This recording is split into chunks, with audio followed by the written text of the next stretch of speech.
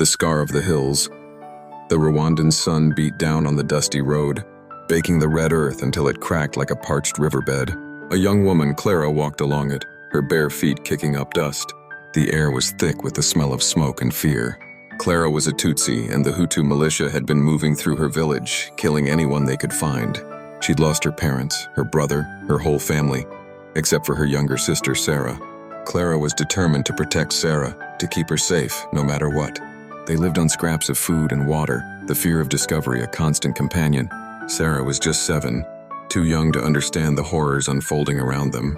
She still clung to the naive belief that they were just playing hide and seek, a game they could win if they were clever enough. One day, as they were foraging for berries, they stumbled upon a group of Tutsis huddled together in a small abandoned church.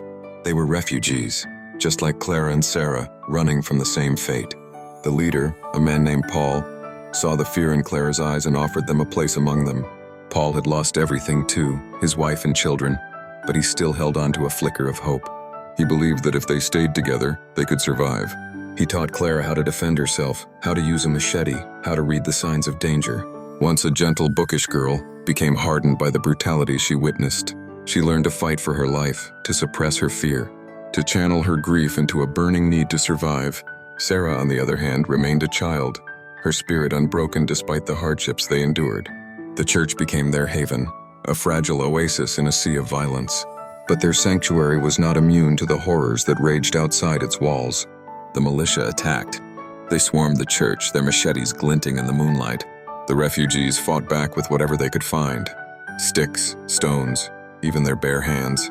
Clara, fueled by a mother's love and a desperate desire to protect her sister, fought with a ferocity that surprised even herself. The fight was brutal, bloody, and ultimately futile. Many were killed, including Paul, who died shielding a young boy from a machete blow. Sarah, however, was spared. Clara, injured and exhausted, managed to carry her sister to safety. Fleeing into the dense forest once more, they found refuge in a small village nestled in the foothills, a village inhabited by people who had been spared the worst of the violence. The villagers, though wary at first, welcomed Clara and Sarah into their community. They provided them with food, shelter, and a sense of security. Clara never forgot the horrors she had witnessed, the lives lost, the innocence shattered. She found solace in her sister, in the simple joys of life, and the kindness of strangers. But the scar of the hills, the memory of the genocide, remained etched into her soul. She knew that the wounds of the past would never fully heal, but she also knew that she had a responsibility to honor the memory of those lost, to fight for a future where such atrocities would never happen again. The story of Clara and Sarah is not unique.